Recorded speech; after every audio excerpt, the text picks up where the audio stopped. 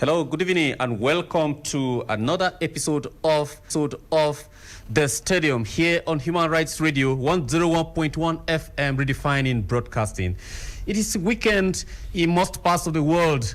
But is it weekend here on The Stadium on Human Rights Radio? No, it's not weekend because we are right here behind the microphones and behind the cameras doing what you know how to do best because you are out there. It's been a busy weekend, I would say, in the world of sports, from football to tennis to boxing to cycling. A lot is happening. This has been a busy month. July has been a busy month indeed. A lot of the actions will come to an end tomorrow in different parts of the world. But here on The Stadium, action continues every day because you are out there, we do it. So how was your week? Did you achieve the things you set out to achieve from Monday to Friday? Or you are still looking forward to another week coming up? Or you procrastinated until you realize that the week has actually ended? Yes, we think when you set your priorities right, you should go all the way out to achieve them in time. So that, of course, you'll be proud that you worked hard and you see the result for it. My name is Ted. This evening, I'm your anchor. And, of course, on the stadium, the 101.1 million capacity stadium, one man can't run a show. Yes, when you call it a stadium, we mean it is a crowd. Not just one person occupying or not just one person using it. But, of course, it is a crowd, sometimes 20, sometimes 90, sometimes 40, sometimes 50. But as it is, here it is 101.1 million capacity stadium. There's space for every single person here on the stadium. And with you out there, we can fill up this space. Wherever you are, whoever you are. Of course, if you're listening to us on Terrestrial Radio on 101.1, you are not wrong. And of course, you can also listen to us live online through our online portals. On social medias, it's on YouTube, on Facebook, on Twitter, on Instagram, on Periscope, and on Twitch. You get right to us. But most importantly and more conveniently for you, go to the App Store and download Human Rights Radio app. Just have it on your phone. Wherever you go to, whether you're in Timbuktu, whether you're in Kathmandu, whether you are in Antananarivo, you can listen to Human Rights Radio live. So there's no point saying you missed out on one thing or the other because you were far from us.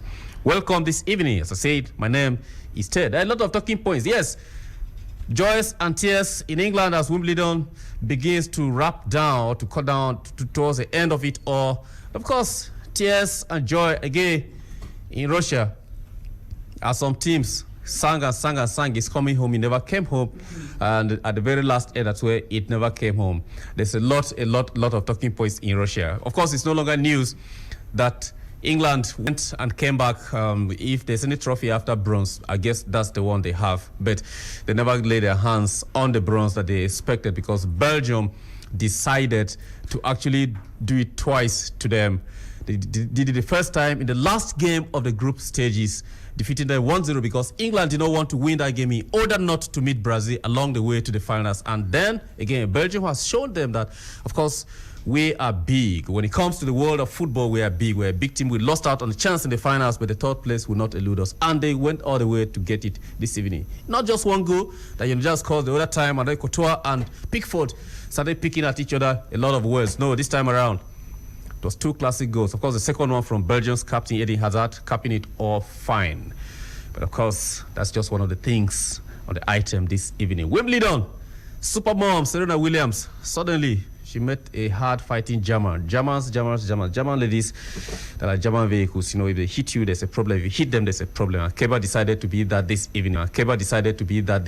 Serena did everything she could, but of course she came out graciously congratulated Keba and said she's a big player and it's good for her to win this trophy because she has been around for a while. It's time for her to win. And of course, of Serena, she says she has not even started playing. So for her, this was practice. She's just practicing. Coming second at Wimbledon, not that bad. We'll give you details of that in the course of the bulletin. And of course, Nigeria House, the glass house is still on fire. I'm not saying fire service should go there because I didn't see flames, but it's on fire. A lot of things are happening. We're going to have time today with our team of analysts and experts to actually look at it from the constitutional perspective, from FIFA's perspective, and from our perspective as laymen who like football a lot and want this conflict to be resolved once and for all. But first of all, let me welcome a runaway. You guys have been asking about him, where he went to. He has his mouth here to tell you. The one and only D1.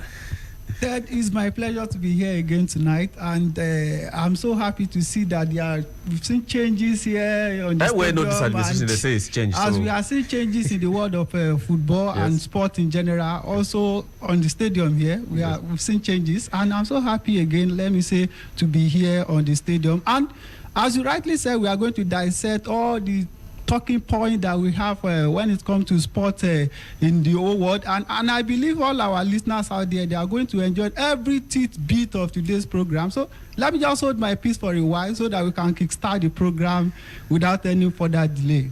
D1 is here. Of course, he decided to dress the same way with Belgium. He would have been very disappointed to see England defeat Belgium today, because D1 would have not come to the studio today with this color of shirt.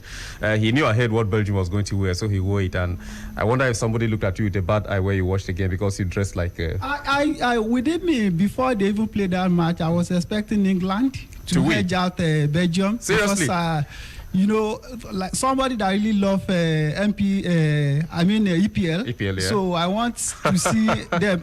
You know, they sang the last time that he's coming back home, but it was so disappointing. So next time you're expecting a gift or something, don't sing. Just and you know one thing, Ted, yes. You discover that they won under 17, they won under 20, yeah. and they want to win the real World Cup now. To have now. the bragging rights. But at the end of the day, in the game of football, you don't win, lose, or you draw, and they lost out. So let them wait till Qatar they can 2022. win another tournament. Qatar 2022, where we'll be playing in November to December. Let's see whether they can cope with the heat in the desert out there in the desert in Qatar. All right, that's the stadium. D1 is here. Of course, it's going to be a full house today. A whole lot of people coming back from the game, disappointed that Belgium won it. They'll tell you details what happened actually. Some were rooting for England, some for Belgium, but there's a lot to happen on this show this evening. I'll take a short break. When I come back, the stadium kicks off fully with a full packed house. I will discuss in details. Of course, when we analyze a lot of things I will have here, we're going to give you the platform, the opportunity to phone in, to be very civil and to make your observations, to have your contributions aired here. Remember, the whole world is hearing you, and of course, your voice is on people's devices, on their radios. People can hold you to account. People can record what you said and quote you 10 years from today. So make sure that what you're saying on the conversation we're going to have this evening is factual. Do not say, I hear, say, then talk, say no. Say what you saw and say what is based on research. We'll take a very short break. When we come back, the stadium continues. Stay with us.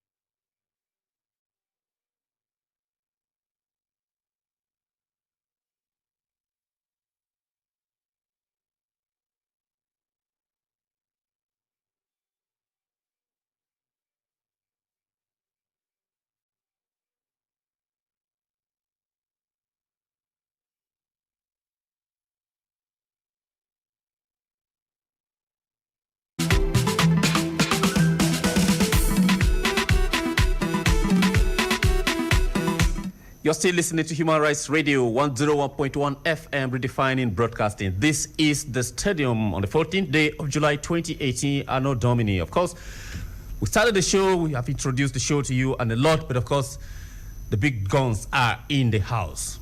Ladies and gentlemen, help me to welcome the runaway with the returnee, one and only, our big brother, ex-international Coach Aminu. Coach Aminu, good evening, sir.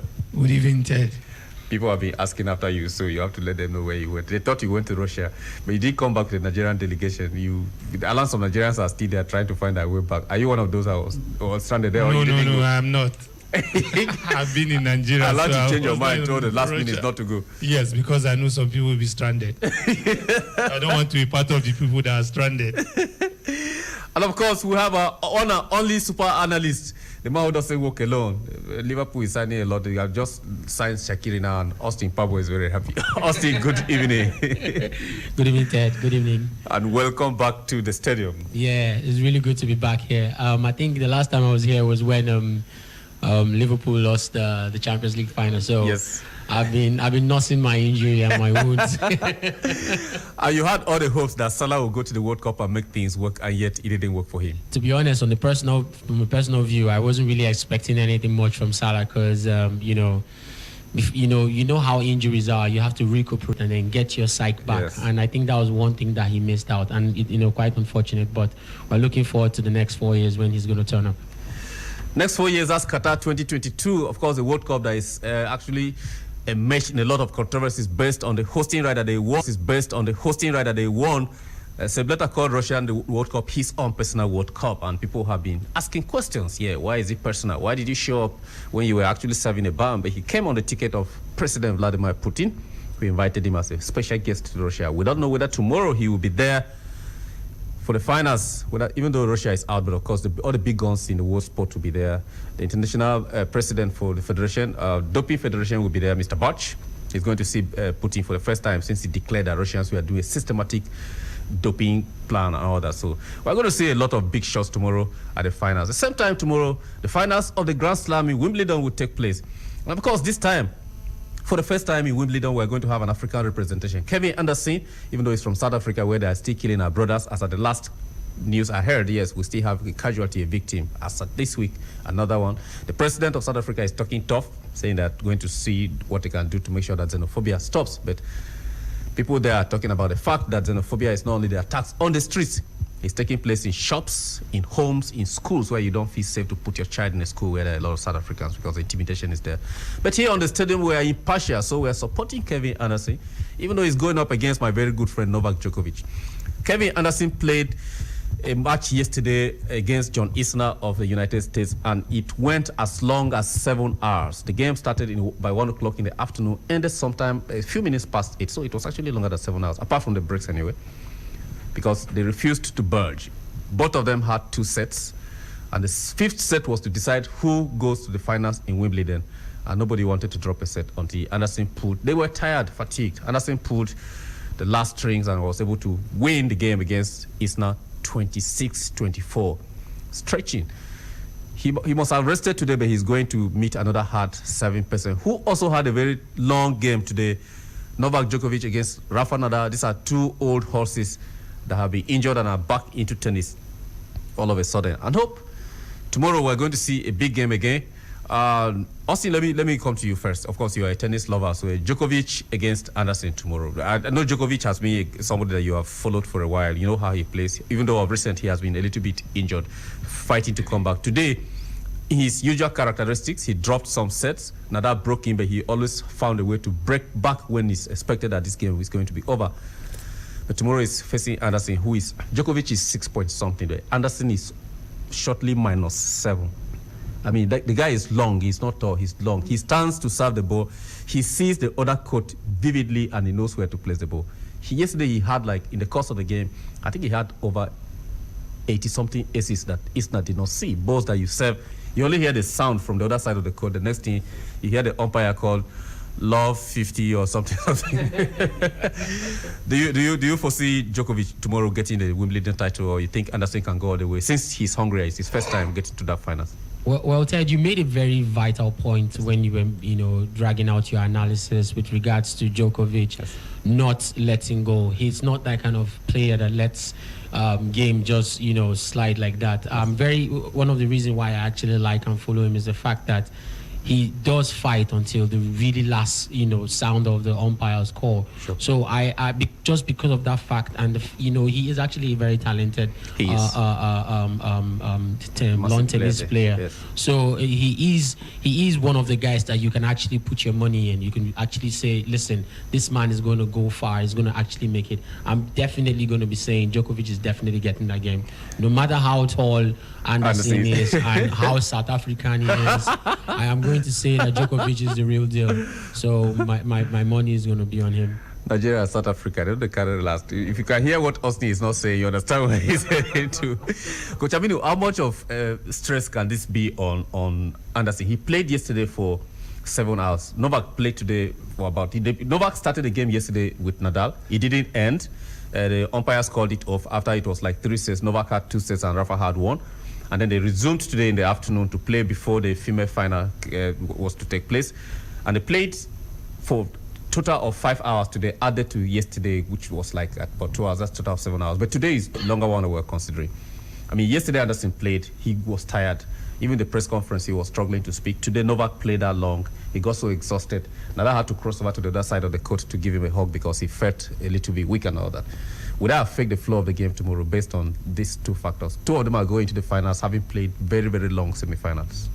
Yeah, actually, it's not going to show much on them because he played yesterday and Nava played today, and they have all today and then part of tomorrow to rest because the game is going to be in the evening, in the afternoon. Yes. Yeah, so for standard players like that, I don't think it will affect them because each and every one of them is determined to win. Okay. So they need to take their time to rest and then come back very, very healthy and very, very active tomorrow to give us a very good finals. Okay. D1, the controversy here is that tomorrow's games, the World Cup final, the closing ceremony starts quite earlier, and this finals of the Wimbledon will be taking place around the same time that France will be facing Croatia. What is the conflict in your mind on which game to watch? Or you are going to buy another decoder today to see if you can use 2 TVs in your house? the 2 games, they are going to be interesting encounters. Yes. Individual this thing, they have, fans, they have the actual one that you're looking up to. Before now, Ferreira said he doesn't think maybe it will affect people that will watch the final because in England he was even thinking maybe England will eventually edge out and play in the final, but I think as it is now, let me quickly talk about the final. Okay. I can hear Oga Aminu and Austin talking about the fact that Nova might eventually override the Anders, but I don't see it from that angle because if you look at what is happening in the recent time, you discover that new players that we don't even look up to, that they can spring surprise. They are the players that are coming up to shock the whole world, and I see it that way. And already now is already in the game. He played the semi-final yesterday, today as well, and they know what it takes to be the champion. So I think it's going to be a cracker, and at the end of the day, I will not be surprised if I see Anderson coming out with surprise by beating Nova. But Nova will show them that he has been there for long. The experience is there. You know what it takes to be at the top. So it's going to be an interesting encounter. But I'm rooting for Anderson at the end of the day to edge out Nova. Anderson to edge out Novak, that is a submission of D1. One Ojoro that took place comparing the World Cup and Wimbledon, two big tournaments going on at the same time, was the fact that Kyle Edmund was to play Novak Djokovic to qualify to come this far. And he decided to ask the local organizers to see if they will make sure that his match with Novak does not actually collide. It's not played at the same time with England and Croatia. Yes, that was England and Croatia. I think so, yes. And that was actually worked out. Even though when we analyzed it, we looked at the TV, the revenue aspect of it, the commercial aspect of it, not having those 2 games because the major broadcaster there is ITV and both of tournaments and with Sky. If you do that, you're going to lose viewership of one game or the other. And Buchi, you are in, of course. You sneaked in, but then pick you off this one. Tomorrow again is a conflict of interest for British viewers. Definitely. the World Cup and Wimbledon final. No, but I don't think it's so bad anymore in the sense that England isn't in the finals now. If England was in the finals, they would love to be there issue. to watch Novak and Anderson play. But now, the thing is, now that England isn't actually playing and England don't actually have a stake in the finals of Wimbledon or the World Cup, I think neither do they have at the World Cup. Neither do they have in exactly. Wimbledon. It's just going to be a split. It's going to be a split difference in the sense that if English fans want to watch the Wimbledon finals, if you're a tennis fanatic, you want to watch it, you watch it. Make you don't your have a choice. stake in it. No conflict if again. If you're a football fanatic and you want to watch the finals, you don't really have a stake in it since England, there's no English tennis players and the English team is not featured. It's just one of the things. It's just a no-brainer. It's a no-brainer according to Buchida, of course. By the way, he sneaked in. He's the person that went to cheer England to win. Wait now. Why they form my hand? He has been denying it here on air, but behind the microphone. I will tell you something about Buchida and the United Kingdom later. Not now. You guys have to pay me for that. All right, Oga Aminu, we have some very good news. I don't know how good it is. One of our boxers, Larry Kundayo, I did a little review of him yesterday. He's there in the UK. He's a graduate from the University of Lagos. Has been in the UK, and yesterday he had a fight last night, a very big fight, and he actually won. It's an IBF title. Unanimous decisions by the judges, 115, 113 to his challenger. And of course, we're talking about this because boxing in Nigeria, I'm not just talking of Nigerian boxers, but boxing in Nigeria has nosedived of recent. Sometimes we see our Olympiads participate at the festival, at the World Championship in boxing, Olympics especially, and then at the end of that, that's the last to hear of them. You don't know, there are no sufficient facilities to keep promoting. Most of our successful boxers that have gone to put their name on the world stage are those who left the country to go to other countries to get into this sport. For example, if Anthony Joshua was still here, I don't think anybody would have known there's a boxer from Shagamu.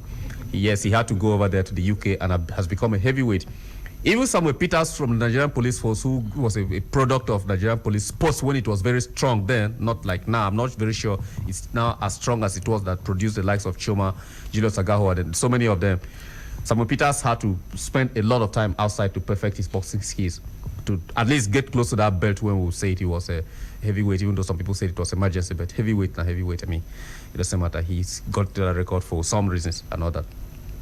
Why are we getting it wrong? Lagos State has a platform for young boxers, and of course, if you get into Ibadan weekly, almost every weekend, like yesterday, today, and tomorrow, you're going to see a lot of young boxers around the Adama Sigwa Stadium. I've forgotten the name. Do you see some young boxers there? But the platform, the promotion is not there. Is it the problem from the federation, or we're not just putting in enough? We're not focusing on these other sports as much as we should do.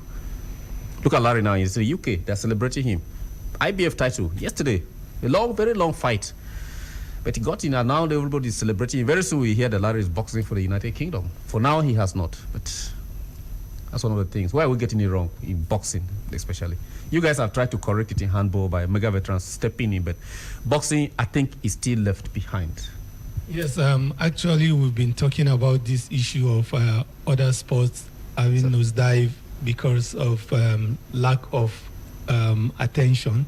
We've been saying this time without number on this program. Yes, sir. When you have people that don't have business to do with sports at the helm of affairs, you always have a problem. Why I'm saying this is when you look at the setting in the sports in Nigeria now, tell me one sport, if not football, that is making any progress. Basketball now. Would they try? B-ball. Okay, basketball are trying. Basketball are trying. There are pump money, sir. There's money now, so everybody's heading there now. I agree with you. Yes, basketball are trying, but with the level and number of sports we have in Nigeria, is it supposed to be only 2 sports? No, not really. Not really. So what we're saying here is, put the right people in the right place, and you see all sports being at the highest level. When you look at the record of 2015, there is no sport in Nigeria that was not named in the African All-African Games, including the Para-Olympians. Yes. You know, they made us proud in Congo by winning a lot of medals. In basketball, team events, in what do they call it? In other sports. The sports here. We all got medals. But after 2015, there's nothing to write home about. there is nothing to write home about. Austin You is just said after 2015. Yes, after the All African Games in 2015, that was the last record we had. Austin is hearing No, something my else. point is you're actually calling the dates after 2015, and then you started by saying, of course, I wouldn't actually disagree with you. I totally agree with you about the fact that you put the right people in the right place to Yes. get the right results. But I'm laughing because So, are you saying that something is wrong with The whole setup. 2015 administration? Yeah, Well, Oga Minu didn't say that. Austin, Oga Minu didn't say that. You don't He's put talking words about in Oga's he's talking about the All African Games, where that was our best participation so far. In fact, as a matter of fact, Okay, Ted, let me Yes, sir. just make Austin understand. Yes. After the record we have in 2015, Yes. the next tournament was the Olympics. Yes. That's true. That's true. From the Olympics, what was our result? Till the World Championship in 2018. Yes. Tell me. I agree with you. So I'm what just saying that. So I know why you are laughing, and I know. Austin is trying to put me on the hot seat. No, so not I'll really. say some things. Well, Anyway, I'll leave that to D1 because D1 can elaborate on that. Anyway, funny enough, gentlemen, I do understand Austin's pun from that perspective, but it's something we have actually said here. We have not missed words about that. The fact that if the government of the day does not, as it is, the minister, we spoke about the fact that the sports commissions, national sports commissions, were scrapped by the current administration. That is a fact. It's not. We're not lying against anybody. We're saying it as it is. And those are the commissions that were entrusted with the responsibility of scouting, identifying, promoting, and sourcing for sponsorships and funds for athletes from the grassroots to the international championships. And everything has gone back to a central position in the ministry where you don't have specific experts in charge of this sport. Sometimes you have somebody from another sport heading another sport. Of course, the Athletics Federation of Nigeria is another issue entirely. We'll dedicate another day to talk about it because there's a lot going on there. It's massive. When our bobsled team qualified in the USA, having sponsored by Visa to go to the Winter Olympics in Pyeongchang, we suddenly had a federation in charge of bobsled here in Nigeria, which Within 24 hours. yes, we didn't have that. We never knew about. We never knew about them, even if it was Everything all 24 set hours, up. they said there's the Within federation, there's been president, there's whatever, exactly, whatever. a whole board all set up. So all those things are in place. We are not here to castigate anybody, but of course we are stating the facts as it is. If you do the right thing and you put our country on the proper roadmap where we belong, of course people will stop looking down on us in so many perspectives. There was a time when people from other leagues were coming to Nigeria to play. Yeah. It's just now that it's getting back a little bit, especially in football, where clubs like Ife and Yoba have been able to sign internationals and other. It got to a point where we were looked down. People from Nigeria, our athletes were going to leagues like Sudan. With due respect to that country, leagues like Sudan and the rest of them, to the level that we have gone to the World Cup, none of our referees is considered good enough to go to Russia. But not good. I don't think we're good enough. You have people from Cameroon, people from Burundi, people from Cape Verde. What is their league compared to ours that our referees are not qualified to even go there? I think there's a whole lot more than just their leagues are better. I think there's a whole lot on If a the- league- on the if- ground. Yeah, like D1 is saying over there. I mean, it's not just about the league itself. It's about the structure itself. It's the institution itself, and it goes beyond just our league. Yes, we do have a robust league that is growing and has seen its fair shares of ups and downs. But then there's a systemic structure that is lacking. That is also a factor that's playing a huge factor in some of these representations and some of our referees and things like that on the international stage. It's just, it is what it is. To just buttress what Buchi just said now, if you look at our league here, we don't have standard. There's no standard on ground at all. From talking about from the salary to the pitch, To the the administrators, timetable. Yes. the timetable. Imagine a situation by which we are playing World Cup and other countries they are continuing league with is their going on, this thing. and our And league takes see break. our league now, they put it on hold. We're supposed to resume by next week, Wednesday, but the story that filtered in now is that it's not possible again because of one problem to another. And you see the second vice vice president for NFF. He's the one in charge of our league. Talking about Shehu Diko. And if there is problem with NFF, it will affect our league, because if it's not the NFF vice president again, how will he oversee? Although they are saying LMC is not part of NFF, but we are just deceiving ourselves. They are working hand in hand, and we don't separate them. This is how we will continue. No player we want to come to. Imagine the huge amount of money that they used to sign Ronaldo. Look at it from this angle. Even some of our players, they are being held for like 8 months, 10 months. You remember Taraba United? They are more than a year. They are still holding them, and they've not. They were even tear gas. Imagine that player will go and play with empty stomach, and you expect them to perform very well. Which signal we sending to other part of the world? Nobody will want to come and play here. It's not the matter that we are trying to downgrade our league, but until they put the things in place, this is how we will continue.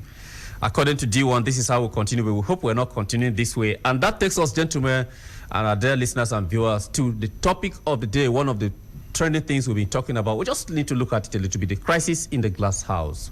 Everybody has been talking about it. But the problem in Nigeria sometimes, even with us, the media, is that when you have an issue, you discuss it 1, 2, 3, 4 times, you think it has been solved, and as usual, the carpet in Nigeria is the largest carpet in the world. A lot of things have been swept under. The day they open that carpet, where you see scorpions that can fly. Creatures. You see creatures that will come out of the carpet to be amazing. Of course, the problem in the NFF, just a recap of it, is the fact that a court judgment based on the outcome of the election that brought President of NFF, Amaju Pinnick, to office was challenged by Chris Giwa, who was also seeking for the same position. And of course, the High Court in just ruled, after due diligence and a lot of back and forth with evidence and everything, that the election was valid, and a lot of legal languages, some of that I don't even understand. But the long and short of it is the fact that it seems the Supreme Court agreed with the Just Court, or asked them to go back to that court for whatever reason. But the fact is that the controversy is not even what the court said. The controversy is that Giwa resumed office while Pinnick was in Russia. That was where the whole thing started. So Pinnick in Russia as NFF president from Nigeria and a member of CAF Executive Council, who has now been made the CAF's first vice president after the resignation of the Ghanaian FA chairman, who was caught up by a journalist and Arsenal in a bribery scandal that indicted him. He stepped down, and CAF had to refill that position immediately, and Pinnick was the person that was chosen, which automatically gives him a seat also to die with the FIFA bigwigs and, of course, take decisions there. So he's still there in Russia. Probably tomorrow, if the cameras zoom where you might spot him, if he's seated close to Infantino, who is like his godfather.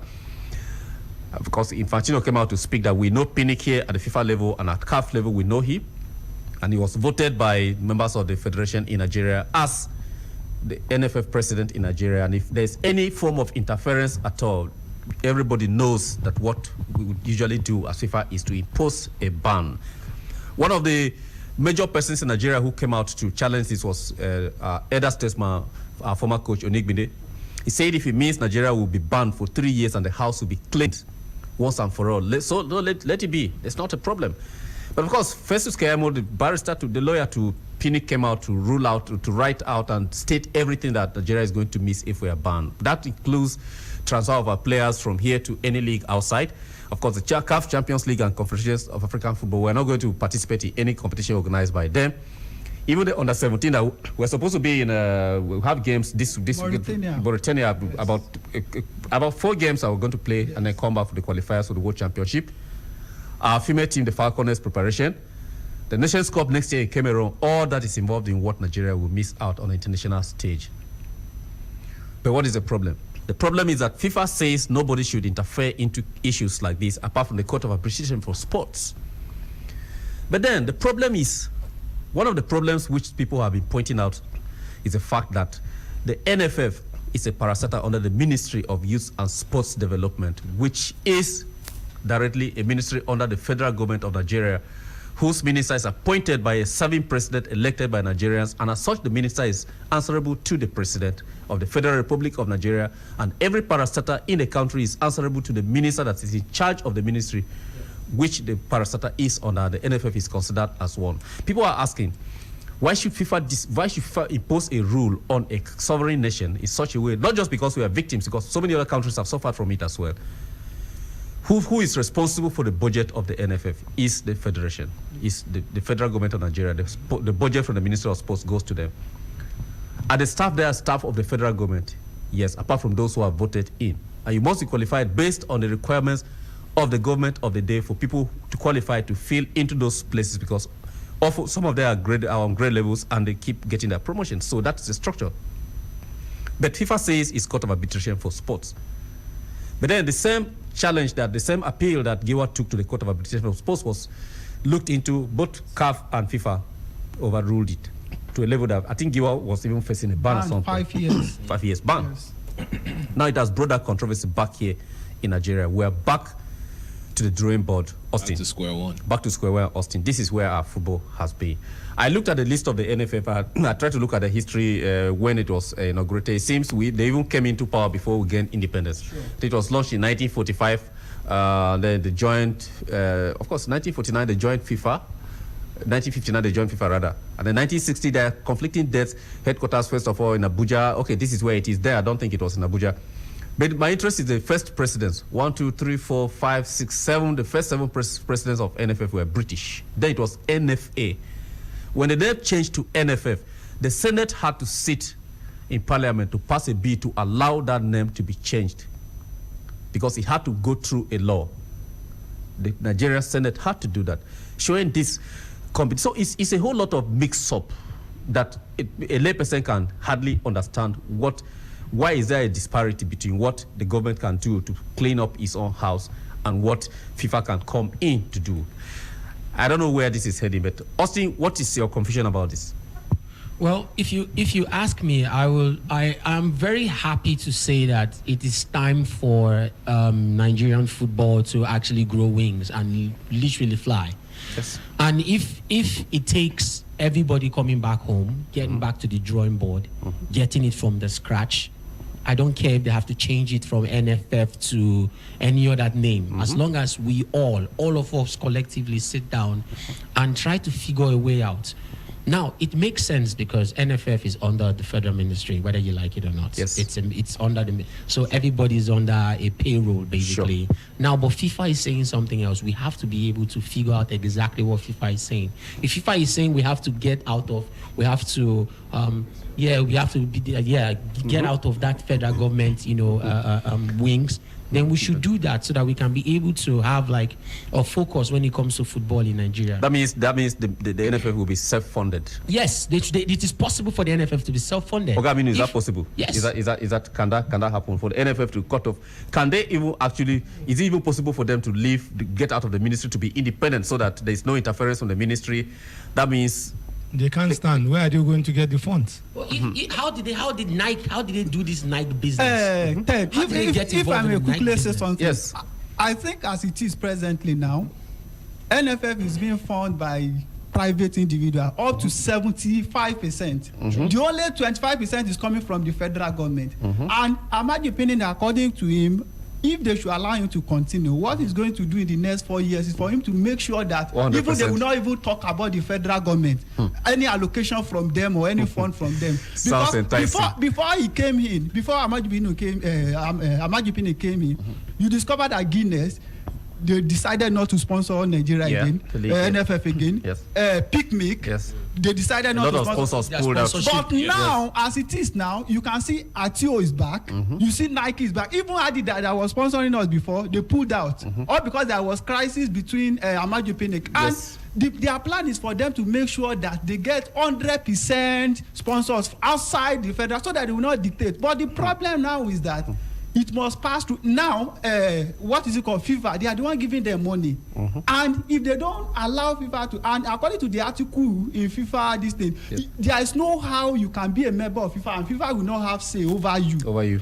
Because that's part of the clause that they have in the something that if you be under them, they must have say over you. And you must not discuss anything that has to do with your federation in the normal court. You must come to CAS to discuss it. So the best thing now for them is to make sure that... Is CAS not even compromised? I dare say that. I want to throw my hat into this. Now, there's this saying that goes, he who pays the piper dictates the tune. Now, we have been suffering from the bureaucracy of the NFF and government, interference and things like that. We need an independent NFF. We need an independent in the NFF in the sense that the way matches, players, funding, contribution, all these things tie in is not dictated by the then government or who's sitting on power or, you know, who voted who to head what, you know, and then we can have outright pure professionals, people who are invested in the league, people who are actually, like, you know, Oga Aminu has said this many times, people who are actually sports personalities, The right people in the right place. in the right places. Because right now we have all these government bureaucracies where we have people who don't even have any inclining towards sports administration and sports management within the body. Appointed as a And form of exactly, they're compensation appointed as for- some sort of form of compensation, and that's how these things keep, you know, we keep falling into that same vicious cycle. We need a situation where it is totally independent, and of course, like, you know, just like D1 said, yes, we are part of FIFA, and because we're part of a body, there are rules governing said body, so that we can follow these things without the bureaucracy of government. That's why I pointed out, even if it means us changing the name from Nigerian Football Federation Our football federation. to anything. OFF. Even if it means exactly. we do get banned. Yes. Yes. So we can get In it fact, right. So we can get it right. But So we it's can going to get be it absolutely right. It's going to be difficult will. because many lives will be online if FIFA ban us today. And according to information that we Yes. garner from Yes. FIFA, there is letter on ground now. But because Pinnick is still with Infantino right there in Russia, that is why they are still. I hope we he's can not- tell I you authoritatively on the stadium that the letter. If Pinnick should come back, Avaji Pinnick should come back tomorrow or Monday, and there is nothing. If they don't resolve the issue, probably by Wednesday, Thursday next week, we might get sledgehammer from FIFA, and it's going to affect us. And our players. Transfer will be problem. Of course. In fact, all these all those things that you've mentioned is going to affect us a lot, and I believe they should just come back. Amaju Pinnick have just only 1 month. By September now, Well, but there's he going to be wishes to- election he wishes in to come Katsina back. by September. He wishes They to should come just back. allow That is him what to is just run out his time, and if he But loses running out in this time doesn't election, really help because it's the same visual cycle again. no, but you see, look They at will this now. continue from there, you know. Right now the court order stands that he is out. Yes. Now, like, what I think what D1 is saying is let him run out his course, let it come down to the elections. If he's start on a voted clean out, slate. let him be voted out. Let's start with at least an independent election. So how many years now? How long does Giwa have to stay in this? As It's it a is fresh. now, It will be a fresh start for him. yes, to be it's 1 going to year. start That is if he afresh. agrees. Afresh. But He's if he going does- to start but if- afresh. But the way it happens in Nigeria, gentlemen, if Giwa doesn't agree, he will say he didn't run out his tenure. It was Yes. stolen, so he has won this one. He has an 8-year He mandate. still has 8 years to That run will out be because he another didn't. issue. You know, that's ridiculous. No, Coach Aminu is quiet. He has a lot in his chest to say. But we'll take a very short break to remind our Muslim brothers and sisters it's time for prayer. Please pray for Nigeria. This thing we're saying here is like a joke, but if you know how Pray for NFF. how chairs are thrown when these meetings are held, and how cameras, how our microphones are threatened when we go to these events to cover sometimes, you not understand where we're coming from. So we're talking about it because we're passionate about it. It's our country. If you don't say it here, there's no other place to say it. It's better to say it out open than to go and gossip. We'll take a short break. When we come back, the stadium continues. Do stay with us. We'll be right back. Allahu Akbar, Allah.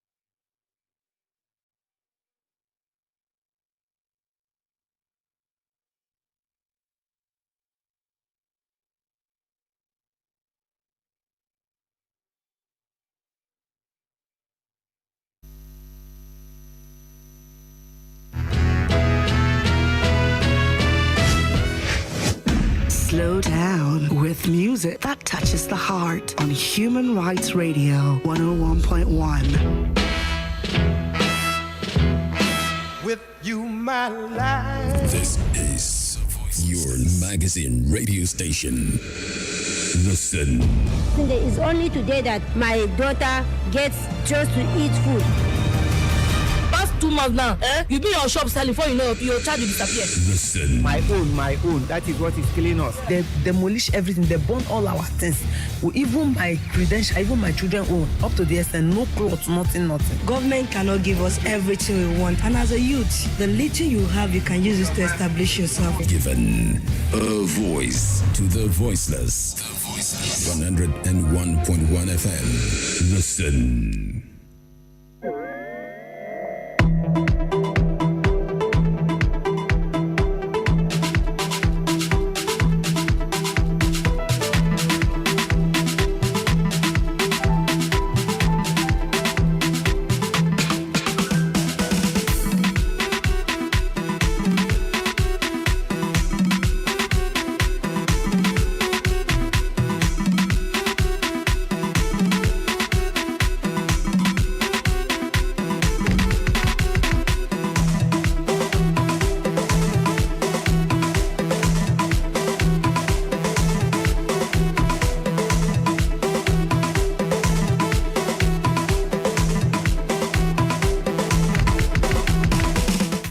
You're still listening to Human Rights Radio 101.1 FM, redefining broadcasting. This is the stadium on the 14th day of July 2018. Of course, it's a full house.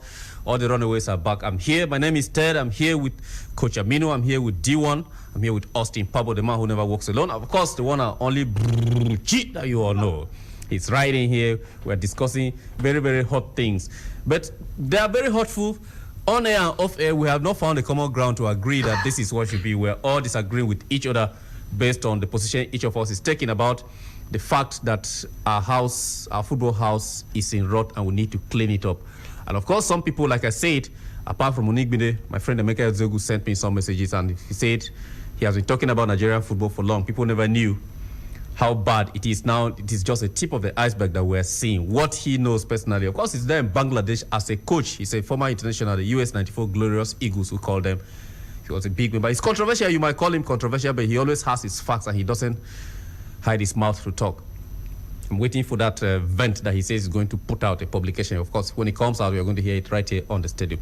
But apart from the controversies in the house, gentlemen, the conflict between Amaju Pinnick and Chris Giwa, who was legally and duly elected. Of course, don't forget that 2 elections were held, one in Abuja, where Giwa emerged, and one in Warri. That should be very close to Amaju's house, actually, where Amaju Pinnick emerged as the NFF president there.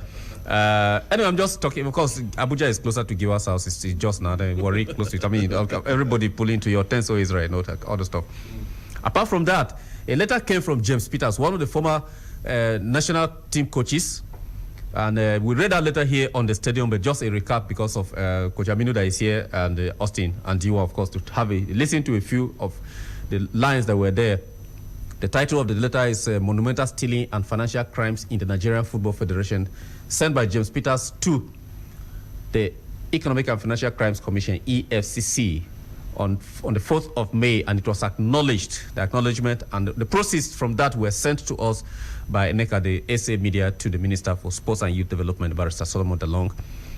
And in it, James Peters quotes that there's a very serious, some kind of backkicking in the NFF. I'm looking for that particular paragraph to read and the people that are involved. Okay. The technical director with the Nigeria, James Peters served as the technical director of the Nigerian Football Federation for many years. He urged the EFCC to carry out a thorough investigation on alleged unprecedented stealing, corrupt practices, and financial crimes being perpetrated by the current president, Mr. Amaju Melvin Pinnick, the General Secretary, Dr. Mohammed Sanisu, the first Vice President, Barrister Sheyi Akinwumi, the second Vice President, Malam Shehu Tiko, and a member of the Executive Committee, Alhaji Ahmed Yusuf, a.k.a. Fresh. According to him, some companies have been involved in undertaking the activities of the NFF. One of them is Financial Derivatives Limited, a company currently brought into the NFF by President Amaju Pinnick for the sole purpose of warehousing money outside the official accounts of the NFF in the central bank and diverting the same for fraudulent activities.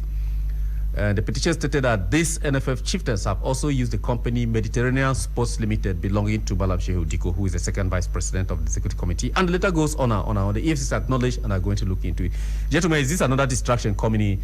Or like somebody said the other day that they are plotting Phoenix Fall and they're bringing all these things. But somebody like James Peters, having followed up his contribution to sports and his pedigree, I don't think he will put himself in the public with these very weighty allegations without facts, because this could end his career if there's nothing serious here. Coach Aminu, I'll come to you first of all. This is the letter I was mentioning to you when we spoke when you first came into the session. This is the letter, as heavy as it is. Again, having a lot of these big shots that we think are changing the face of sports in Nigeria, including the LMC, which is actually run by Shehu Diko. We have praised him a lot for restructuring the league and all that. But here are allegations coming from James Peters. Of course, you know him personally, bringing this up. Is this another problem, apart from the conflict over the official position of who is the president? Is it another conflict that we're going to face again? This is going to be the EFCC and this gentleman back and forth investigations, and this might take years before all this is revealed. Yeah, actually it is.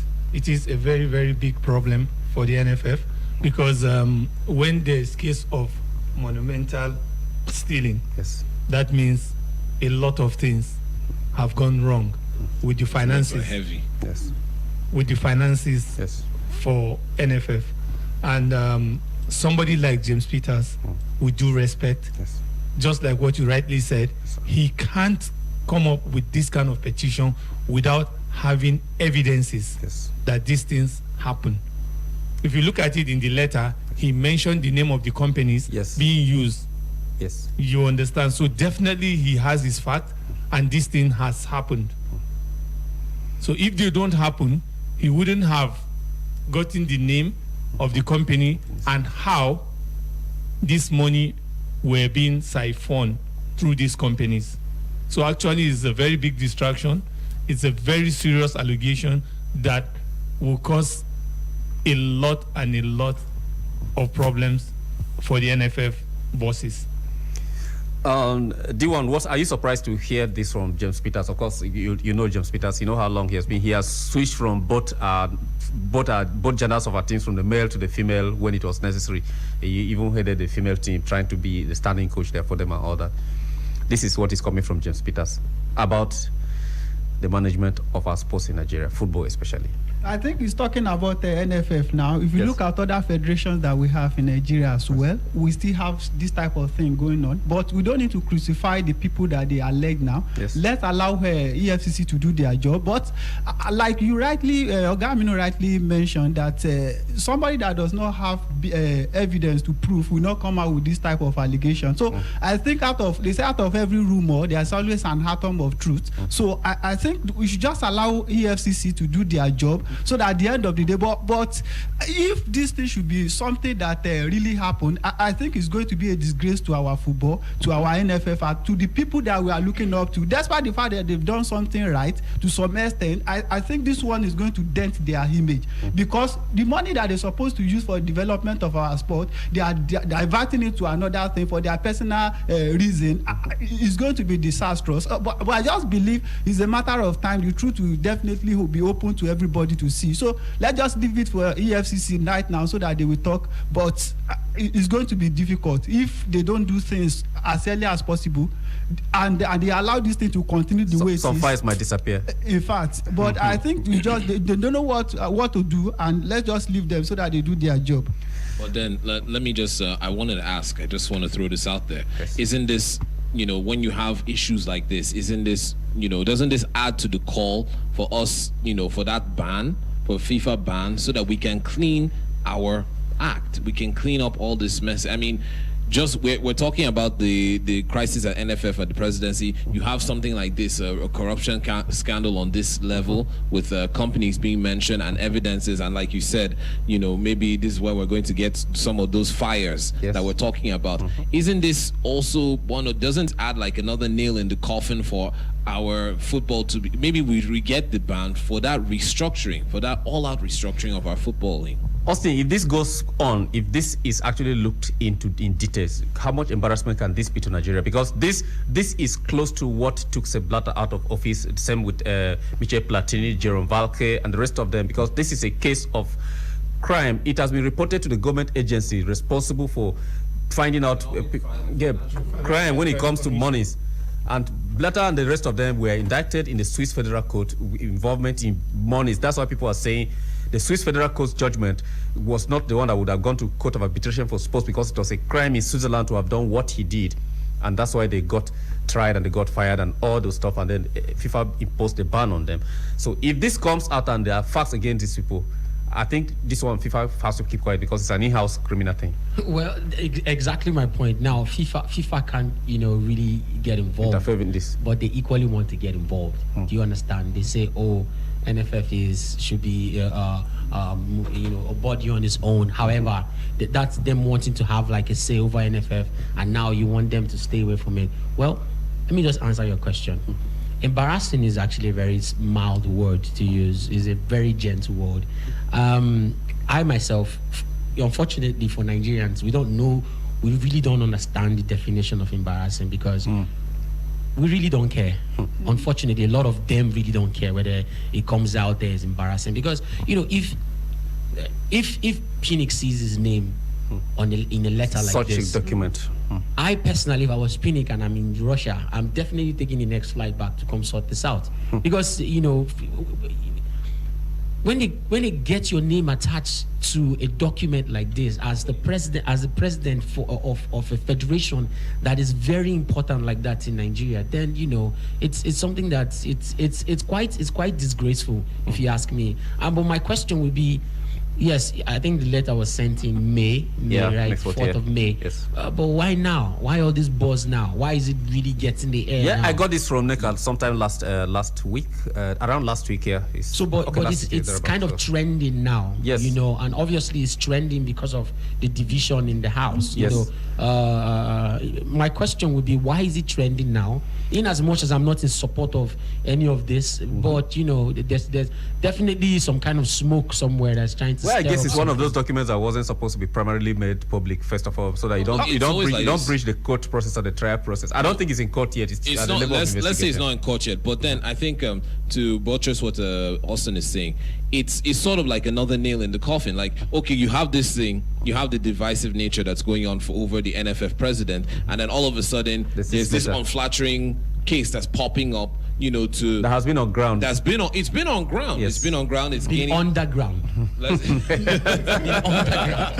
it's we didn't hear about it since 4th of May, and all of a sudden there's a division inside the glass house. They will tell you that it's better to be late than never. That's why we don't have shame. So even if this pops out, there's really no shame. It's not going to affect us. I think there's still more to come. There's still more. We're going to get. And I'm still of the opinion that we really need to restructure this thing from this ground. But if we have to be banned, then we should be banned for 3 years. My question, Austin, to you before I open the phone lines is: if we have an independent NFF that is away from government, can the EFCC actually step in? Would they be within the MBS of the laws? There is going to be no, the EFCC can't. There's going to be another body that's going to be checkmating all those monies. That there will be an auditor. There will be an auditor, an independent auditor. You have, let's say you have international sponsors. You are going to have maybe PricewaterhouseCoopers or one of these the sponsors, of course, because independent sponsors, they want to know what you can't eat their money. You're not going to eat their money like that. It's not like it's government money. It's like a donor. When they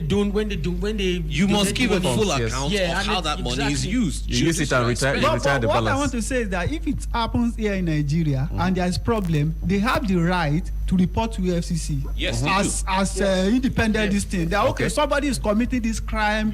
In our organization. So come and investigate it for us. So they can do that despite the fact that it's not under. I think it will end that investigation, right? It's just I'm not sure. All right, anybody call us. You can call us. You can be part of this conversation. Forget that we're laughing. We're just trying to make it live. It's a very, very serious matter. And Austin said the burning NFF. Yes. That's the name. That's the name. Austin, the burning NFF. Well, I don't think that glass will burn. We'll find out whether. Join us on the conversation 081-8999-1011. That is 081-8999-1011. 1011. Be very, very civil in your comments, or we might be forced not to accommodate them. No insult on anybody. You can find us here. We are all divided on the stadium today. Everybody has his opinion, actually, but we are trying to find a common front. We hope Nigerian football finds a common front, and of course, Nigerian sports generally. Ogamini, where is the best place to report an agent, a football agent? Is it court of arbitration post or to a court in your country? If a football agent defrauds my nephew of some money, and then was supposed to take him to. Have they defrauded your nephew? No, I'm just giving you an instance. It's supposed to take him to. It just kind of came from left field. All sport case go to CAS. So if it happens here that somebody's supposed to take my nephew to the MLS and then ends up taking him to Kuwait, and I don't know. And I only see him in the Kuwait League midnight on Fridays, and I'm wondering how the MLS is midnight to CAS. You can take him to CAS. Oh, so it's CAS still. Yes. I can't sue him here in our very powerful court here. No. We'll have our first caller online. Let's see who is here. Hello, good evening. Good evening, sir. Yes, welcome to the Stadium on Human Rights Radio. What is your name and where are you calling us from? My name is Temilade. Okay, Temilade. I'm calling from Gariki. Okay. Temilade. Okay, please make your contribution. You know, whatever we're doing well and right. Yes. If they are going to ban us for us to lay a good foundation and get all sport activity right in this country, let them ban us and let us do it right. If we continue like this, it will backfire on us. Sooner or later, the house will be burnt. Burning house. So it's better we quench the smoke now. Before, and somebody don't need to be selfish. Amadu has been there for almost 4 years now. That's the problem our leaders have. Once they step into a issue, they don't want to remove it. Let him give the people another people to stand. At least he has gotten an appointment over there. Let him go and stay there and give the other people chance to contribute their own quotas. All right. So it's better we do it right so that we can get it right. Not all the Yes, ma. Thank you very much. That's a very serious very angry about this. But you just say something about just confirm what Austin says. Yes. As it is now, there is no how Amadu Pinnick can remain in FIFA and CAF without being the NFF president. Yes. Individual cannot just go over there unless you are president. And that is one of the problems with the structures. JJ attempted to come out at the federal level, and it didn't work because he was supposed to go back to Delta State to start from the FA of the state, from the roots and all that. But can that bureaucracy be broken? We are not doing a party system in our sports where independent candidates cannot contest for the post of governor or presidency unless you belong to a party. Somebody is calling. This call is a little bit international. Let me pick this. Hello, good evening. Hello, good evening. You're speaking to Jeremy Luke. I'm calling from London. Jeremy Luke from London. How is London this evening? Not bad. Thank you very much. Did you watch the Wimbledon finals with the ladies? Yes. Oh. Serena lost. She was my favorite, but it's okay. Sorry, the whole house is sympathizing. Nadal also lost, which is very painful. Oh, your two favorite players, male and female, they lost. Yes. Okay. But Belgium made me proud because I was supporting Belgium against England. So okay, that's good. Right. So there was some who will make you proud tomorrow, Sunday afternoon. Well, it's going to be a very tricky one, to be honest. We actually, I'm trying to believe in Croatia now because we have actually underrated Croatia. Yes. Look at the first match against Nigeria. I didn't give them any credit because it wasn't that good, to be honest. It was Nigeria who wasn't probably for one reason or the other, didn't believe in themselves. But wasn't that fantastic? But then, when the tournament continues, you see a lot of confidence in them and they grow along with the tournament. Yes. So that makes it a very tight one. But obviously, France is going to come home victorious tomorrow. All right, go ahead, make your other contribution. So I'm listening to you. Yes. It's going to be a very short one. Okay. For so long, Nigeria NFA has been a mess. We all know that. We cannot shy away from it.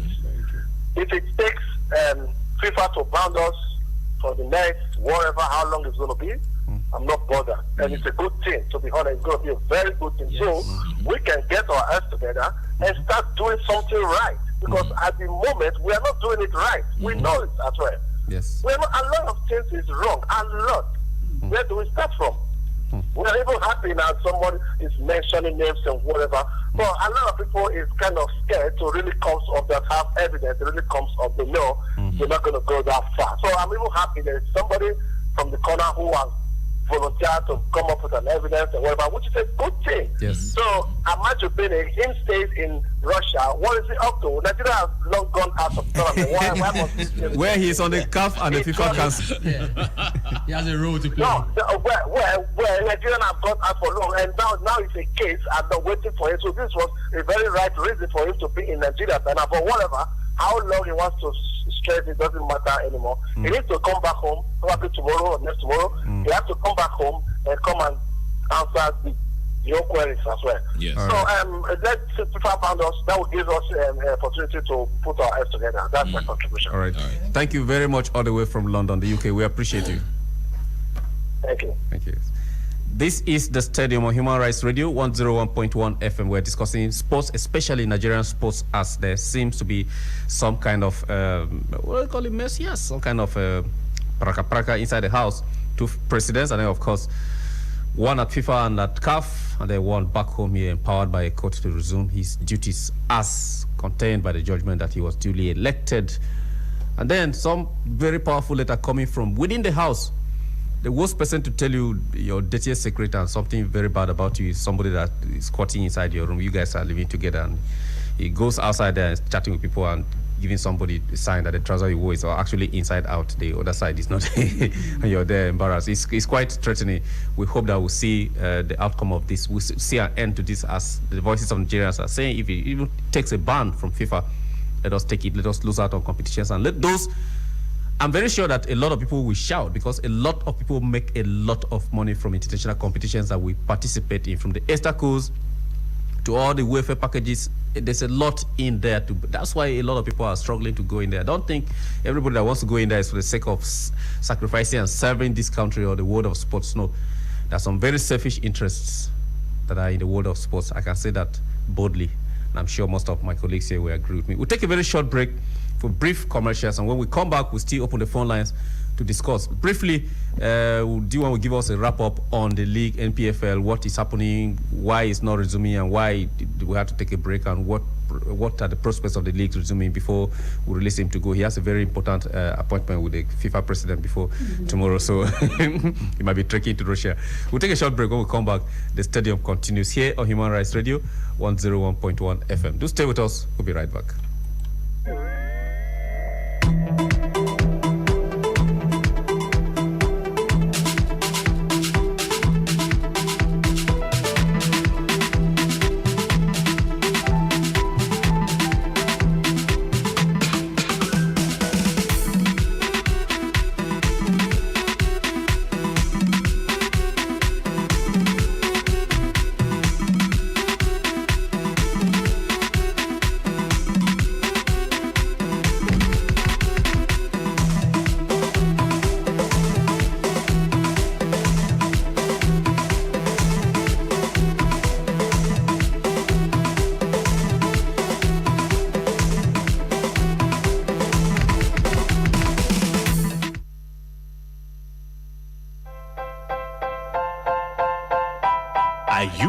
Around Jahi, Utako, Kado, Life Camp, Warimpa, Katampe, Wusetu, Mabuchi, Kadokuchi. If you are, do not miss this awesome opportunity to get your child enrolled in our purpose-built school. Our fees are unbelievably cheap for what we offer. Register for daycare, nursery, and primary at Oscar International Academy, located at Jahi 1, beside Platinum Plaza, by Mabuchi Ultra-Modern Market, Abuja. Also available is a fun-filled educational plus skill acquisition summer program. For more inquiries, please call 081-01-17-2885 or 070-8202-8220. Oscar International Academy, the perfect grooming ground for your kids. There is an opportunity of getting employed on Project Smart Jobs and earn up to 300,000 naira monthly. Really? Yes! The National Institute for Hospitality and Tourism, NIHOTOUR, has partnered Consolidated Alliance on Project Smart Jobs. Project Smart Jobs? Project Smart Jobs is an online employment training platform that gives you requisite training plus empowerment seed fund up to 1 million naira as startup capital. Seriously? Yes, 1 million naira to buy and sell deals on Smart Jobs mobile application. For more information, visit www.nihotour.gov.ng and click on Project Smart Jobs. To register, visit www.smartjobs.ng or call us on 081 8557 8887 or 081 8557 8888. Take a bold step and visit us now. Interseed Health Products, IHP. Are you struggling with diabetes, hypertension, or obesity? Take advantage of this healthy living seminar by Professor Maurice Iwu on organic natural ways to control these conditions. Date, Saturday, 14th of July, 2018. Time, 10 a.m. prompt. For more information, please call 090-5135-1989 or 090-2014-4944. Do you want to sell your product, service, idea, or brand? Get an expert to do it professionally for maximum benefit. At the Advertising Practitioners Association Abuja chapter, we have the expert that can conceptualize your idea from script to production and placement, either for the radio, TV, cinema, newspaper, magazine, even for outdoor advertising and online publications. Advertising Practitioners Association Abuja chapter APAC is the professional body for protection and promotion of advertising. APAC is registered and approved by Advertising Practitioners Council of Nigeria, APCON. For more inquiries and information on how we can use our expertise to promote your businesses, call 070-3558-9310 or 080-2242-6520. Advertising Practitioner Association, Abuja chapter. Come, let's sell you to the world.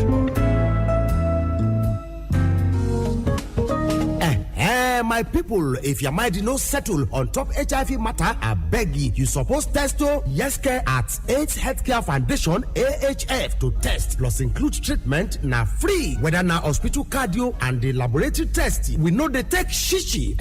Na this one them they call ogbonge free treatment. Na test and treat the rain now. Where we say anyone who been test and need treatment go get up sharp without wahala. The cocoa be say once you don't get treatment, your body go dey strong kakaraka. You go fit do anything where you want to. Even for say you want born pikin sef, the pikin no go get HIV with treatment. But you must first talk to your doctor if you dey on treatment and plan to born pikin. Make I tell you, HIV no be death again o. So wetin una dey wait for? Call AHF now and get the help wey go make your body dey kampe. No forget, all na confidential. Another air no go air at all. Make una dey call AHF now on top 090-9631-0460.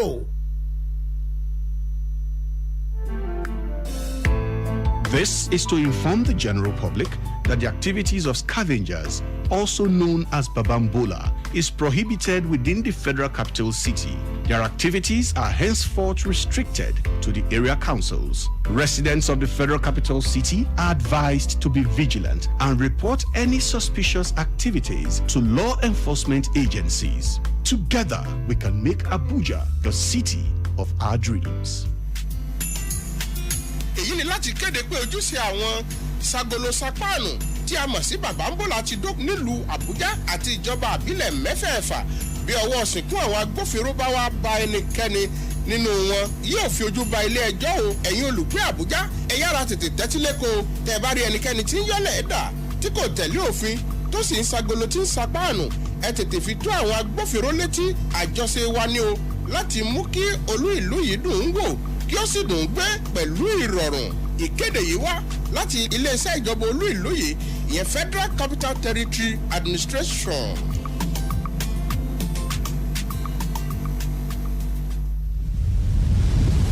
Human Rights Radio. A yayin da damuna ta fara kankama, an shawarci al'umma da su guji ɓata muhalli wanda ke iya jawo ambaliya. Zub da shara ba kan gado shine makasudin babbar ambaliya a birnin tarayya Abuja. Saboda haka kar ku zub da sharar ku a magudanan ruwa. Bugu da ƙari, an shawarci al'umma da su kiyaye yin gine-ginen gidaje a hanyoyin ruwa wanda yin haka kan iya jawo rusan da zai laƙume rayukan al'umma da dukiyoyinsu a lokacin damuna. A koda yaushe ku kasance mai yin abin da yake daidai. Wannan sako na zo muku ne daga hukumar birnin tarayya FCTA. Wani ya samu wani yana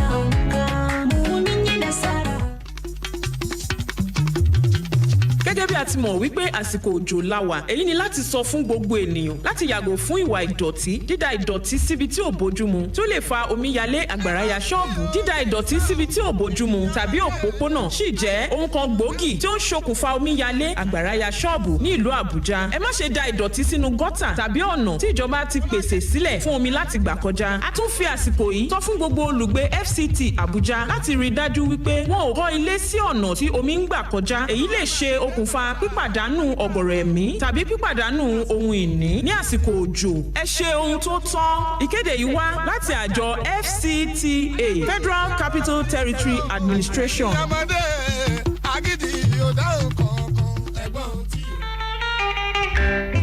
Udiri ebidola a na-adọ ọhaneze aka na ntị ka ha gbochie ma kwụsị akparamagwa ga-ebute mmiri ọdụdọ na mbuze dịka iwufu ahịhịa n'ime mmiri na-asọ asọ ya na ịtụnye ihe n'ime gota a na-emekwa ka ị mara na iwu ụlọ n'ebe na-ekwesịghị dịka ụzọ mmiri nwere ike ịkpata ịtụfu ndụ ndị mmadụ n'efu ya na ihe nweta ndị mmadụ ịla n'iyi mee ihe kwesịrị dị mma ọ bụ Federal Capital Territory Administration FCTA na-ezitara gị ozi a.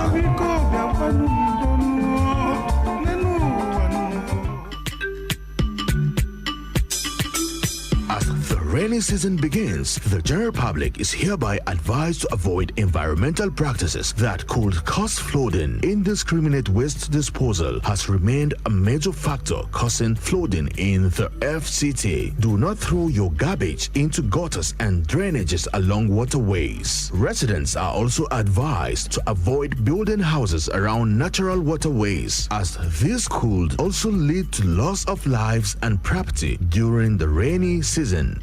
Do the right thing. This message is from the Federal Capital Territory, FCTA.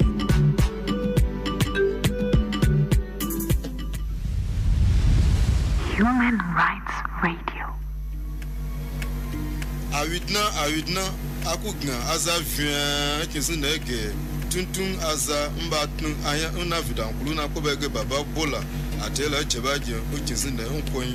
Tiens kola ka hae abatu tun kola bodni inara kan se vient ba lo mutna etizine ozana wa sasa tu vidan kulu wotna aba wa api aga otata agna kisinta mba sasa lo ge balaweka na zaipia da na azala ba sasa lo kinsine ge balawepi na ja zaipia bakara na bana ba wa ba tabashiba aga batata na wode ya mi kinsine ko na ba agwa abeji I would never embark me New City.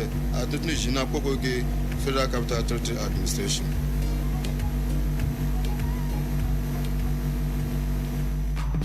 Ana sanar da dukkanin al'ummar birnin tarayya Abuja da ku kasance masu bin dokoki sau da kafa musamman ma ta fuskar dokokin hanyoyi da na kafa guraren kwana ba bisa ka'ida ba a birnin tarayya Abuja. A kuma sani cewa har yanzu dokan nan ta hana amfani da tsofaffin motoci a matsayin taxi. Haka zalika kananan motocin bus da kwasta tare da hana sana'ar ataba a cikin birnin tarayya Abuja. A kuma tabbatar da cewa an bi dokar sana'ar ataba a guraren da doka ta amince tare da tabbatar da bin dokar hana karuwanci da yawon banza a birnin tarayya da sauran laifuka kamar tu'amali da miyagun kwayoyi kafa tashoshin motoci ba bisa ka'ida ba da dai sauran laifuka iri daban-daban. Hakika duk wanda aka kama ya karya doka za a hukunta shi. Mu haɗa hannu domin gina birnin tarayya Abuja a matsayin abin alfaharinmu.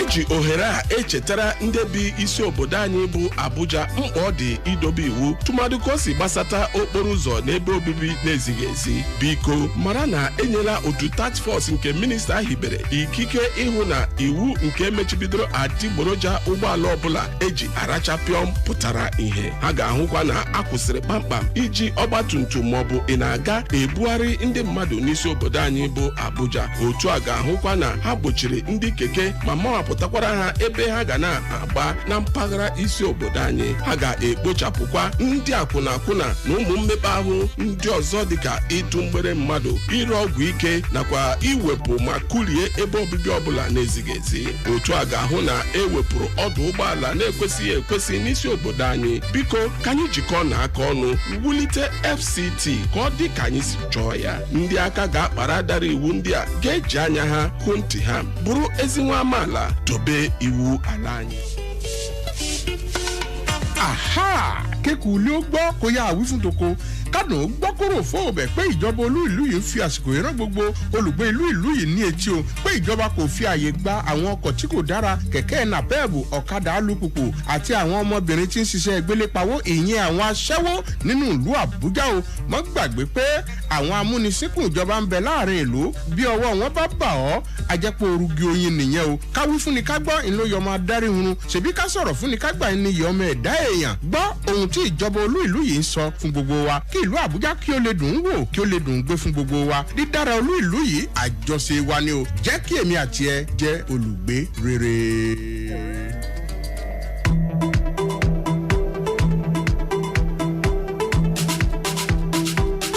This is your radio. 101.1 Human Rights Radio. Redefining broadcasting. My name is Amin Ibrahim, ex-international handball player. Keep listening to the dial 101.1 Human Rights Radio.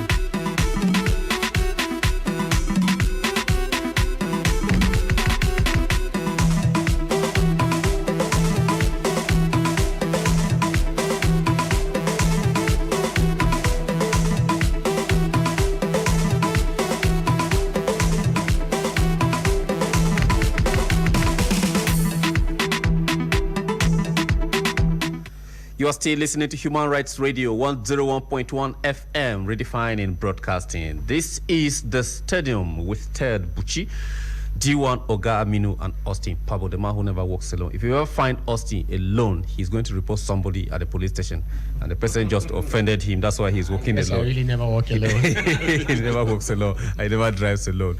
If you hear D1 discussing something very passionately from a distance, you can't hear what he's saying, but you can see his demonstration and his hands.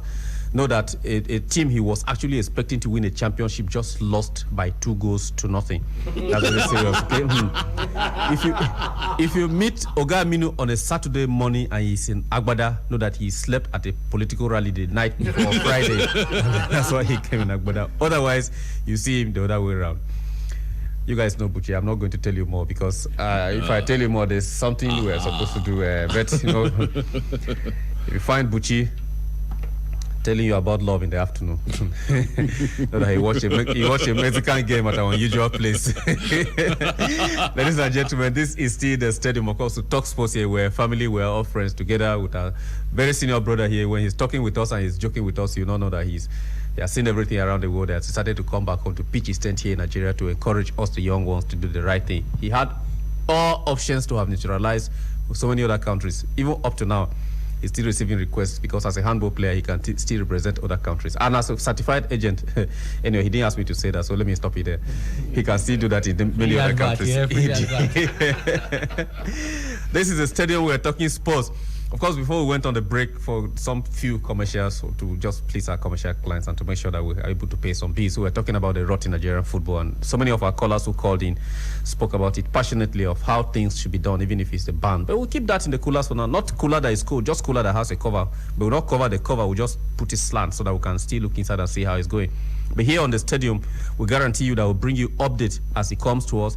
We'll do our own investigation at the background. We'll get you facts. We're not going to speak based on rumors from one camp or the other.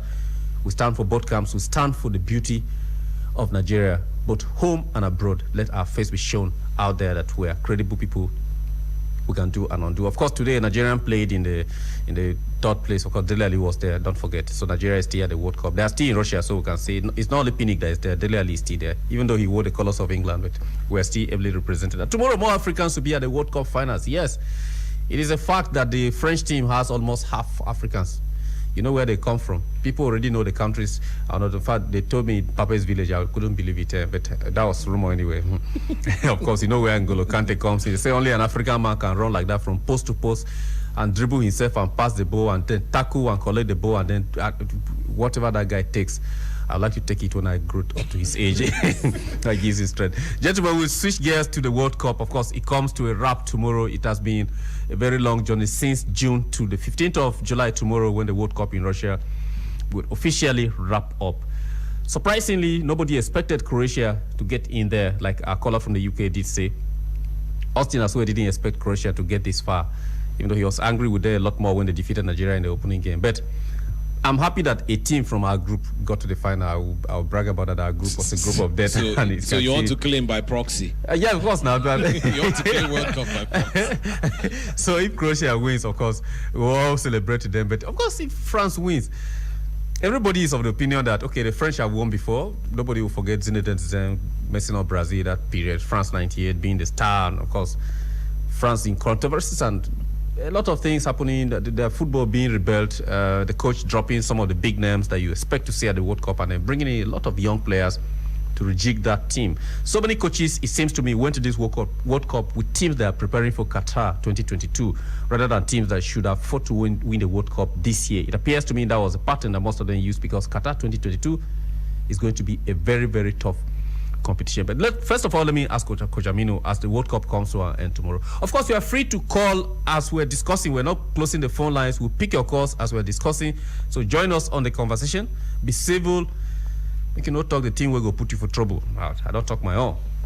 081-8999-1011 is the number to call. Coach Aminu, what has been your best moments in the World Cup, your highlights, and maybe one of your best games in the World Cup so far? And maybe one of the best performing teams you saw, if they are out or that, and one of the things I say, highlights of the World Cup generally, and then Russia as hosts, did they meet your expectation? Yeah, they did very well. And one of my best games in the World Championship was Spain-Portugal. That game was massive and explosive. So it's one of my best games in the World Championship. Any outstanding player? Were you disappointed that the three best players in the world contending for the Ballon d'Or actually got knocked out embarrassingly? First of all, Leo Messi, Cristiano Ronaldo, and then Neymar Jr. The theatrical Neymar Jr. Yes, let's put it that way. Okay, somebody is here on the line. Let's, like we promised them, we'll pick calls and we'll discuss. Somebody is here. Hello, good evening. Hello, good evening. Yes, welcome to the stadium on Human Rights Radio. What is your name and where are you calling from? Yeah, this is Roman who's calling from Guarimpa right now. Mani, how is Guarimpa this evening? Fine. Okay, so what is your take on the World Cup so far? What other contribution do you have to make this evening? Yeah, my take on the World Cup is Croatia going all the way to the final with nobody giving them chance. Okay. And I have supported France all the way, but I never expected France to play Croatia. And given what Croatia have done, I'm now switching to Croatia to support Croatia. Okay, so tomorrow your Croatia will beat your France. You are defeating yourself by yourself, all by yourself. Yes, I believe the game will still stretch to 120 minutes, and the Croatia are going to do it via the penalty shootout. Oh, penalty shootout, because they knocked out Russia, they host via penalties. Yes. Okay. And for the issue of Nigeria, you see, if a child fail exam and they ask that child to repeat the class, it's for him to know more. Let FIFA bound us so that we learn more. All this banding, who we help? What they are doing now is not helping anybody. Okay. So let them just band us and start from scratch. Let us repeat. We will not die. We will remain and we will come stronger. All right. Thank you, sir. Thank you so much. We appreciate your contribution. Somebody talking about Croatia and France there, and I'm also talking about FIFA, what he thinks should happen. 081-8999-1011 is the number to call, and you are live onto the stadium. Coach, sorry, the call cut you. You're talking about the World Cup, and you're giving your analysis, your overview, total overview of the competition. Yeah, your last question was, am I disappointed if the three players that are competing for the Ballon d'Or? Yes. I'm not disappointed. This is to show you that football is improving day after day. You see players that you never expected to be in the finals of the World Championship or to play very, very well. That means we're really making progress. But almighty Messi, almighty Ronaldo, and then Neymar, it's the same story. Then that means there's no improvement. But now that we're having new names and then new other players that are really making the difference in the World Championship, I am actually happy. I'm not disappointed. Our big brother, Coach Aminu, is not disappointed. Of course, he has been around. He has watched a lot of sports, from handball to squash to basketball and football. Of course, he's an authority in football. If you don't know, I will let you know. But let me come to Austin. Austin, assuming we topped our group and went all the way as Croatia did, would have been facing France tomorrow. All the way to where? Sure. But even before the question, did you see the way Austin is? Did you see the way Austin is? But assuming we came second, we defeated Argentina and we faced France and defeated France. We would have been at this other side of France facing Croatia, the same group. It's not possible that Nigeria could have been there tomorrow. I mean, what are you saying? I was really hoping that I would have had, opportunity to talk about something else. This is not the question I wanted. Also, Pablo, tell us your highlights of Russia 2018. Thank you very much. Thank you very much. Before you go on, please, somebody is here on the line. Let's pick this call before we come back. Hello, good evening. Hello, good evening. Yes, welcome to the Stadium on Human Rights Radio. What is your name and where are you calling from? Thank you, sir. Yes, sir. It's Benjamin from Buhari. Okay, from Buhari. What is your name, sir? It's Benjamin. Benjamin, is there still curfew in Buhari? It's over. It's over? Yes, sir. So I can enter Buhari now by 12 midnight, no problem? Yes. Okay, thank you for this information, Benjamin. It's very useful to us here on the stadium. All right, please make your contribution. I just want to thank you for the program. Oh, thank you very much. We appreciate you, Benjamin. Thank you, sir. Thank you so much. All the way from Buhari, we're ahead, and of course, we have very, very, very useful information all the way from Buhari. Yeah, Austin, sorry, you were speaking before Benjamin called. Yeah, to be honest, the World Cup is a very exciting, event. Yes. You really can't take it away. Fortunately, I'm from Nigeria. I'm a Nigerian. I put my back in supporting the national team. Yeah. I wasn't satisfied. I wasn't happy with the team that we went with. If you ask me, I don't think we were prepared enough. We were not ready. I had a lot of issues with the players in that team. I'm very sorry. I'm going to call one or two names. I genuinely do not think. Make sure that the wife doesn't post about you on our Instagram page. If the person is married, just be careful. No, but we went to the World Cup with guys like Onazi and Joel Obi. I don't know, man. I'm really sorry, but I think we deserve a lot better than that. I really do think we deserve a lot better than that. And with the current situation in the country, I'm sure you guys know that the entire nation paused the days we played those matches. Yes, there was absolute unity. There was no killing of anybody. That's how much football and the World Cup meant to Nigerians. I saw a couple of videos that came out of Lagos. There were no cars on those roads. Yes. We all know how Lagos roads and how the streets are, but Nigerians paused literally for 90 minutes to watch. So, and then they went. Yes, they did their best. I really understand that. I supported them until the last penalty, until Messi scored. But if I'm given an opportunity to sit down and I have this kind of conversation, yes, I don't think that team was ready enough. And I don't want to be using whip to flog the lion horse, as they say. That one is done. We hope that we get better. We get the right. When I sat down here this evening, Oga Aminu was, one of the first people to talk, and he said something that has not left my head. Yes. Putting the right people in the right position. Yes. It is very important that people understand that if you put the right man in the right place, you're going to get nothing but positive results. That's why we faced what we faced. If you ask me, that defense wasn't too bad. We had problems with the attack. That midfield wasn't. Thank God for a table. He turned up at some point. But if you look at our team, we deserve to get into the round of 16 at least, if you ask me. So anyway, that one is the sad part. we've seen the competition winding up tomorrow. Believe me, we are very happy about it.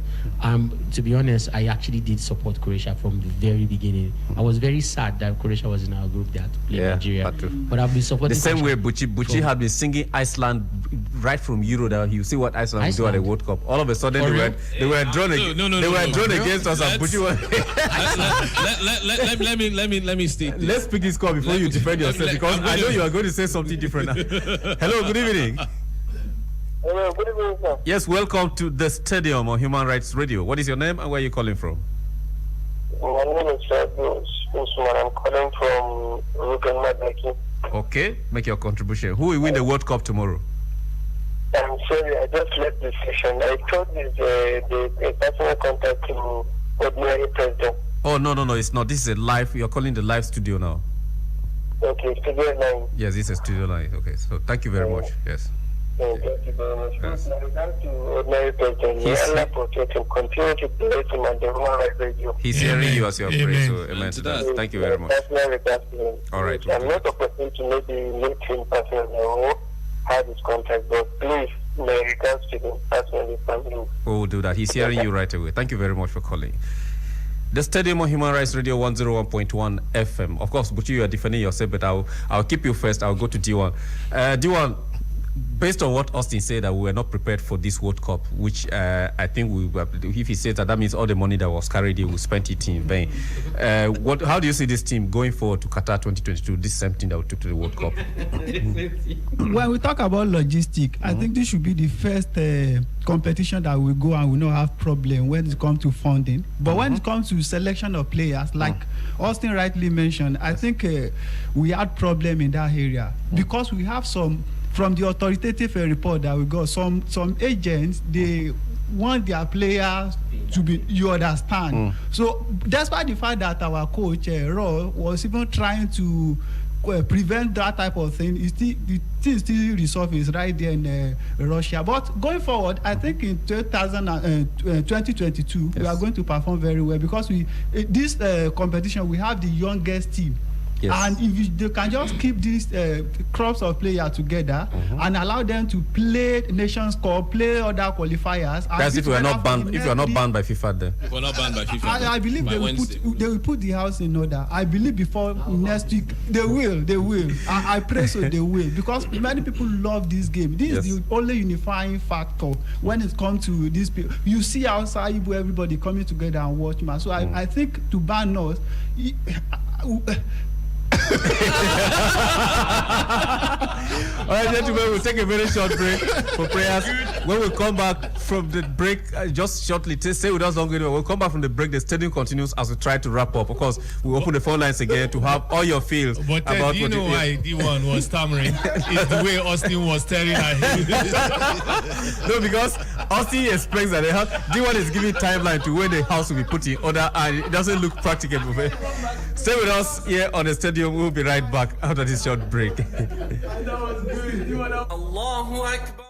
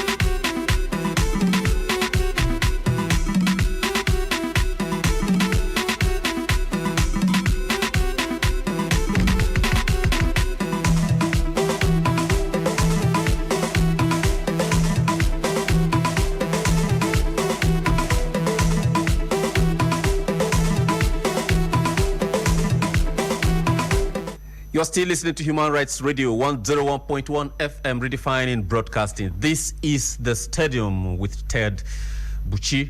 Oga Aminu is here, right here with us, and of course, Austin Pabo, the man who never walks alone. We'll be talking about football, sports generally, and especially football in Nigeria in the course of the program. He taught us a lot that things have gone the way they are. The house is in disarray. 2 presidents, one in Russia with FIFA and CAF there, and then one back here in Nigeria in the glass house seated. Of course, the house is split. The football world in Nigeria is split. The possibility of a FIFA ban is there, but the unanimous decision so far from callers and fillers on the stadium here that we had is the fact that if FIFA wants to ban us, let us face it, 2 years, 3 years, no matter how lengthy and how heavy it is, let us lose out on international competitions and come back home to clean our house and put it in order. Whoever got into the glass house illegally should be made to leave. If he has to face some legal prosecution, let him face it. Whoever is there not for the right purpose, a round peg in a square hole should be removed so that square pegs should be in square holes for us to move our sports, especially football, forward. We spoke about the fact that we need to empower other federations. Because boxing, we have a Kundayo there in the UK being celebrated. He got his IBF title yesterday, celebrated. We're back home here, we don't even know our boxers, we don't recognize them. They go to Olympics and come back, and that's the end of it. No sponsorship, no promotion. We do want to have that so that one day we can actually stage a big fight here, even if it is at the National Stadium here in Abuja. If it is repaired, I'm not recommending it in this state, so don't quote me on that. If it is actually fixed to that standard that we can compete with Wembley, it's a big capacity, even though it's not as big as our 101.1 million capacity stadium here where we're doing the program. I want to say thank you to Oga Aminu and then put him on the spot about tomorrow's game. Thank you for coming, sir. But tomorrow, Russia or France? Thank you very much, Croatia. I wanted Oga Aminu to correct it himself because Croatia knocked out Russia, but it is in Russia, and Croatians are actually Russians now because they apologize to Russia for saying glory to Ukraine. Some of their players, a lot has gone on. We didn't talk about Abuchi, but you know, there's something about that. The same thing Shaqiri did. A Croatian player, after the win over Russia, said glory to Ukraine in a video that posted, and you know that is a very big problem for Russians. They apologize to Russia and say they have adopted Russia as their country and they should support them to win. So you're giving it to Croatia. Croatians in Russia against France. No, Ted, I didn't say I'm giving it to Croatia. You said Russia, and I corrected you and said Croatia. Okay, so now that it's Croatia that's actually playing in Russia. So you are just trying to tell us that you are with Croatia. I'm not with France. All right, Too many African players in France. I go with France. All right, Oga Aminu is going with France. Austin Pabo, tomorrow. Croatia, France. It's a no-brainer, man.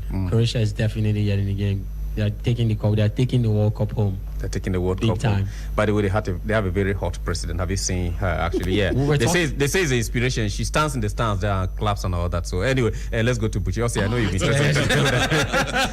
Buchi, your final take on tomorrow's game? Well, it's going to be a tough match, but I think Croatia has what it takes. I stand with Croatia. They've never won it before. It's their time. This is their time. They deserve it. So we're looking out for a new winner, and that should be Croatia, according to the feelings we're having here on the stadium. Of course, as usual, I'm sitting on the fence as the anchor of the program.